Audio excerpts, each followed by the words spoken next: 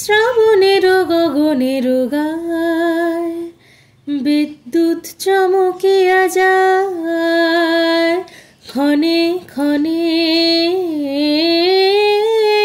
সর্বরে শিহরিয়া ওঠে হায় শ্রাবণের গগনের গায়। নমস্কার, কেমন আছো সবাই? আমার পরিবারের সকলকে স্বাগত জানাই। আমি মোটামুটি আছি, আশা করছি সবাই ভালো আছো। তো কেন বললাম মোটামুটি আছি, আমার নিজের কথা সঙ্গে তোমরা অনেকেই হয়তো জড়িত আছো, এবং সেটা হচ্ছে গিয়ে এই যে এখন পশ্চিমবঙ্গে যে ওয়েদার, কি প্রচণ্ড গরম।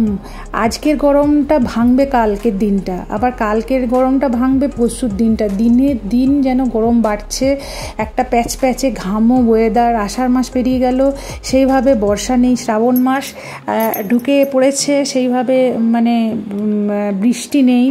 আর চারিদিকের পরিস্থিতি, বাজার মূল্য মানে অগ্নিমূল্য বাজার, হ্যাঁ, তো কি পরিস্থিতির মধ্যে দিয়ে আমরা যাচ্ছি। তো সেই অবস্থাতে মোটামুটি আছি, ওই চলে যাচ্ছে, এরকম কথাটাই না সব থেকে ভালো। এবং প্রত্যেকের কাজটা তো করতে হবে। আমার কাজটায় আমি ক্যামেরাটা ধরেছি বলে আমার যে অন্য কাজ নেই তা নয়, আমাকে সব কাজ সামলে নিয়ে তারপরে আমাকে হাতে, এটা আমার শখের জন্য আমি করেছি, তো সেটা করতে হবে। তুমি যেটা করছো তুমি করতে বাধ্য, তোমাকে করতেই হবে। গরম বলে বসে থাকলে কারোরই চলবে না। তার মধ্যে অতিরিক্ত স্নান, এসিতে শোয়া থাকা, এইসবের কারণে জ্বর, এত পরিমাণে ভাইরাল ফিভার।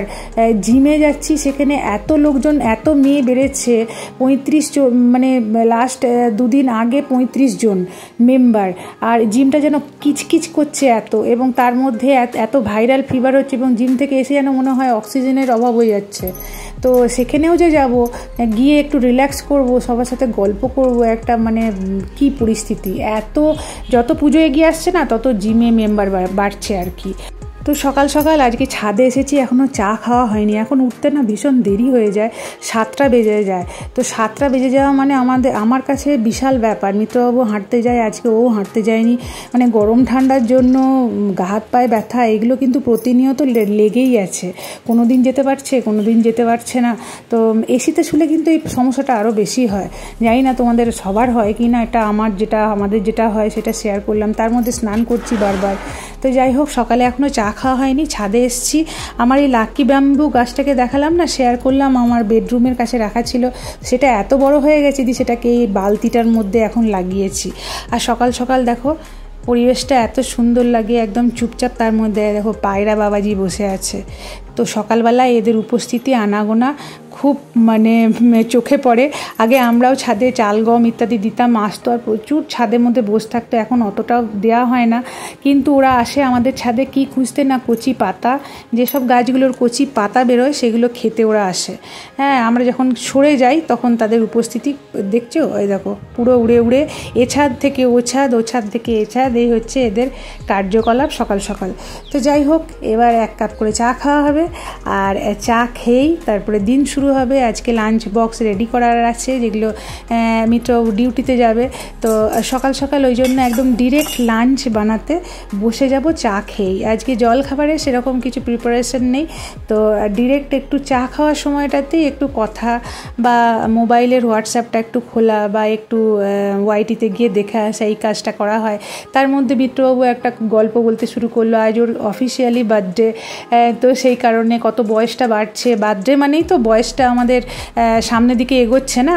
তো সেটা সবসময়ই একটা চিন্তার ভাঁজ কপালে পড়ে, যে আমরা বৃদ্ধর দিকে এগিয়ে যাচ্ছি, মানে দিন শেষের দিকে যাচ্ছে। তো অত ভাবলে চলবে না, বুঝেছো তো? যত বেশি ভাববে তত কিন্তু মাথাটা খারাপ হয়ে যাবে। ওই জন্য কি হবে, এইসব ভাবনা ছেড়ে দাও। ভালো মানে স্বাস্থ্যকর খাবার দাবার খাও, এক্সারসাইজ করো, গান শোনো, টাকা পয়সা থাকলে বা পরিস্থিতি ভালো থাকলে ঘুরে বেড়াও। এটাই হবে জীবন, ঠিক আছে? এর বাইরে যত বেশি ভাবতে যাবে তত বেশি ভাবনাটাই মানে শেষ কথা হবে। অত বেশি ভাববার দরকার নেই। মানে এই কথাটা আমি মিত্রবাবুকেও বলি, এবং তাই তোমাদের সাথে শেয়ার করলাম। তো সকাল সকাল সবজি বসিয়ে দিয়েছি, এবং সেটা হচ্ছে গিয়ে দই পটল করব। ঠিক আছে। কি রান্নাবান্না আজকে করব, মুসুরির ডাল করব, চিচিঙ্গা আলু দিয়ে একটা তরকারি করব, এবং যে দুটো নিরামিষই হবে, মা খাবে, মাছ করব। আর দেখি কিছু করা যায় তো করব, না হলে করব না। এত গরম লাগছে যে কি বলবো। তো দই পটলে এটা হচ্ছে মিত্রবাবুর বাড়িতে বসানো দই, তো সেই দইটা দিয়েই করবো। আর দইটা দেখো এত সুন্দর বসেছে। দই পটল আমি যেভাবে করি তোমাদের সাথে আগেও শেয়ার করেছি। তো কাজু পোস্ত বাটা দিলে সত্যি করেই ভালো হবেই, ভালো জিনিস দিলে তো ভালো হবেই, কিন্তু রেগুলার নিত্যদিনের খাবারে অত কাজু পোস্ত বাটা আমি দেবই বা কেন? মুখের স্বাদটাকে যত বেশি বাড়াবো তত বেশি বাড়তেই থাকবে, ঠিক না? তো আর ওই কথার মাঝে বলি যে ফ্লিপকার্ট থেকে এই ফ্রিজের কভারগুলো এসছে, তো মোটামুটি মন্দ নয়, খুব ভালোও নয় আবার মন্দও নয়। 1 বছর 2 বছর ইউজ করে ইউজ অ্যান্ড থ্রো এর মতো খারাপ নয়, তোমরা পারচেস করতে পারো। তো যাই হোক, পটলটাকে খুব ভালোভাবে ভেজে নিয়েছি, তারপরে লবণ হলুদ দিয়ে ভালো করে ভেজে নিয়েছি। তারপরে একেবারে একসঙ্গেই আদা, কাঁচা লঙ্কা, ধনে গুঁড়ো, জিরে গুঁড়ো, কাশ্মীরি রেড চিলি পাউডার, একটু সামান্য চিনি আর কি দিয়ে ঢাকা দিয়ে কষতে দিয়ে দেবো। তারপরে যে দইটা নিয়ে এলাম, সেই দইটাকে ভালোভাবে ফেটিয়ে নিয়ে এটার মধ্যেই আগে দেখবো পটলটা ভালো করে সেদ্ধ হয়ে গেছে কিনা। ভাজা এবং সেদ্ধ মোটামুটি হয়ে যাওয়ার পরেই দইটা দেবো, কেন কি টক জাতীয় জিনিস অ্যাড করলে না তখন আর কিন্তু ভালো সেদ্ধ হতে চায় না। তো সেই জন্যই দেখো যখন মোটামুটি হয়ে আসবে না রান্নাটা, তখনই দই বা কাজু পোস্ত এই বাটাটা অ্যাড করবে। আমি কাজু পোস্ত আজকে অ্যাড করছি না। তো এই রান্নাটা না ভাত ছাড়াও লুচি দিয়েও ভাল লাগে, যদি লবণের মাত্রাটা কম দিয়ে একটু মিষ্টি মিষ্টি স্বাদটা করা হয়, তাহলে কিন্তু লুচি দিয়েও খুব ভাল লাগে। আর ওদিকে আমি আর তৃষা যে আজকে ব্রেকফাস্টটা করব সেটা হচ্ছে সাবু। আর দেখছো তো দুধের এই রকম অবস্থা, এটা দুধ করবেই, মানে বেইমানি যাকে বলে আর কি। চোখের সামনে দাঁড়িয়ে আছি তাও তাকে উতলাতেই হবে। তো আজকে যেটা খাবো সেটা হচ্ছে কি দেখো সাবু। তো এটা খাওয়ার একটা উপকারিতা আছে এবং ওয়েট লসের জন্যও কিন্তু সাবুটা খুব ভালো। তো আজকে তো বাড়িতে আম নেই, তো এর মধ্যে আম দিলে ভালো হতো। যাই হোক, এদিকে আমার পটল রেডি হয়ে গেছে, দারুণ ইয়াম্মি লাগছে না দেখে, আর সত্যি খেতে খুব ভালো হয়েছিল। তো এরপরে যে রান্নাটা করব সেটা হচ্ছে গিয়ে চিচিঙ্গা রান্না করব। একটু পাতলা করে মুসুরির ডাল করে নিয়েছি, আর চিচিঙ্গাটা একটু আলু দিয়ে তরকারি করব। চিচিঙ্গা কিন্তু পেঁয়াজ দিয়ে ভেজে সর্ষে ঝাল দিয়ে যেটা হয় সেটা ভাল লাগে, শুধু পেঁয়াজ দিয়ে ভাজাও ভাল লাগে, বা বিভিন্ন চচ্চড়িতে তুমি চিচিঙ্গাটাকে ঝিঙের মতো অ্যাড করো, সেটাও ভাল লাগে। কিন্তু আজকে আমি আলু দিয়ে তরকারি করব এবং নিরামিষ। প্রথমে আলুটাকে ভেজে নিলাম, তারপরে আলুটা ভাজা হয়ে যাওয়ার পর চিচিঙ্গাটাকে দেখো ঠিক এইভাবে কেটেছি। এইভাবে কেটে আলু চিচিঙ্গা খুব ভালোভাবে লবণ হলুদ দিয়ে ভাজা হয়ে যাবার পরে ওই একই মশলা, ধনে জিরে গুঁড়ো আর কাশ্মীরি রেড চিলি পাউডার, আর আমি না আজকে এতে একটু আলুর দম মশলা দিয়েছি।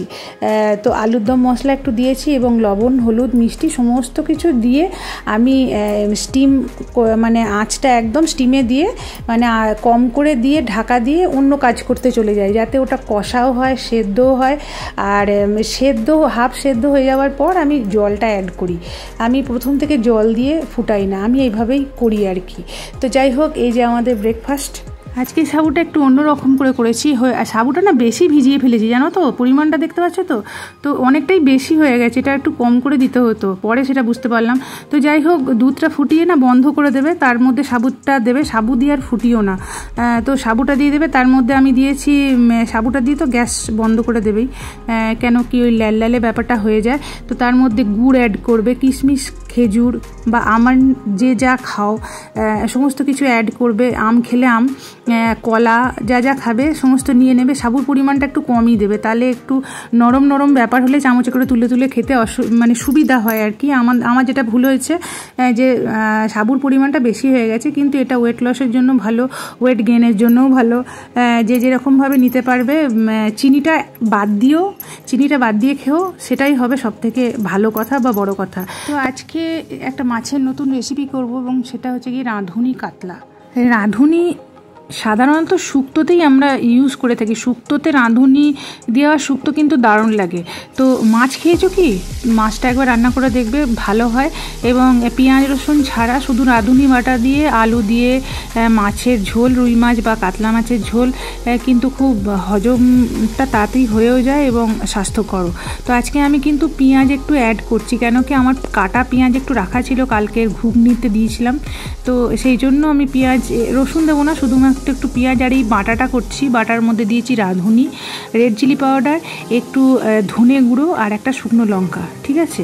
এটা একটু পেস্ট করে নেবো, আর সেটাই হচ্ছে আসল মশলা, কেন কি রাঁধুনিটা আছে।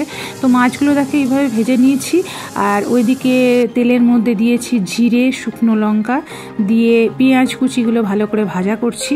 পেঁয়াজটা যখনই একটু ভালো করে ভাজা হয়ে যাবে তার মধ্যে কিন্তু মশলাটা অ্যাড করব। আর রাঁধুনি দিয়ে নিরামিষ রান্না যেমন ভালো হয়, তেমনি এরকম মাছের ঝোল রাঁধুনি দিয়ে কিন্তু মাছের ঝোলও ভালো হয়, এবং খুব পাতলা একটা ঝোল হয় না মাছের, তো সেটা কিন্তু রাঁধুনি বাটা দিয়ে দিলে, বা একটু কালো জিরে বাটা দিয়ে কখনো মাছের ঝোল খেয়েছো? দেখবে কালো জিরে বাটা দিয়ে মাছের ঝোলও কিন্তু ঠিক এই রাঁধুনি বাটা দিয়ে যেমন মাছের ঝোল হয় এরকম টাইপেরই খেতে লাগে। একদম সিম্পল, যেন মনে হবে কোনো মশলাই নেই, একটা পাতলা আর ঝোল। তো আমি আজকে অন্য সবজি হয়েছে বলে আমি মাছের ঝোলে আজকে আলু অ্যাড করিনি, এই মাছের ঝোলটাতে আলু দিলে ভালো লাগে। তো মশলাটা তোমাদের তো দেখিয়েই দিলাম, এইভাবে দেবে। আর পেঁয়াজ নাও দিতে পারো, পেঁয়াজ রসুন না দিতে পারো, মানে না দেওয়াটাই ভালো, তবে এটা একটু পাতলা ঝোল হবে এবং খেতেও ভালো হবে। তো এইরকম ঝোলটা যখন ফুটে যাবে তখন তোমরা নামিয়ে নিও, চাইলে একটু গরম মশলা দিতে পারো, নাও দিতে পারো, আমি যেমন একটু দিয়েছি সামান্য। তো এই দেখো আমার রাঁধুনি দিয়ে কাতলা মাছের ঝোল, মানে ঝোল বেশি করিনি, কেন কি আমি তো মুসুরির ডাল করেছি, তো টিফিন বক্সে যখনই দেবো না অতিরিক্ত ঝোল হয়ে যাওয়া জিনিসগুলো না লাঞ্চ বক্সে দিতে ভীষণ অসুবিধা হয়। তো সেই কারণে এই যে মেয়েকে বললাম যে তুই একটু লাঞ্চ বক্সগুলো ভর, বানা, সব কিছুই শিখতে হবে। তো ওকে বললাম যে তুই বাবা টিফিন বক্সটা রেডি কর, আমি ভিডিও করছি। তো তোমাদের রান্নাগুলো যদি ভালো লাগে তো অবশ্যই একটা লাইক করো, আর যারা নতুন আসছো আমার চ্যানেলে তারা অবশ্যই আমার চ্যানেলটাকে সাবস্ক্রাইব করো। সবাই খুব ভালো থেকো, সুস্থ থেকো, প্রতিদিন সকালে উঠে একটা নতুন কাজের উদ্যম নিয়ে দিনটাকে শুরু করো। রাত্রের শেষে একবার ঠাকুরকে প্রণাম করে শুয়ে পড়ো, পরের দিন আবার ভালো করে সকাল হবে, নতুনভাবে কাজ করতে তোমাদের মানে শক্তি যোগাবেন তিনি হচ্ছেন ঈশ্বর। তো ভালো থেকো সবাই, আজকে রাখি, টাটা।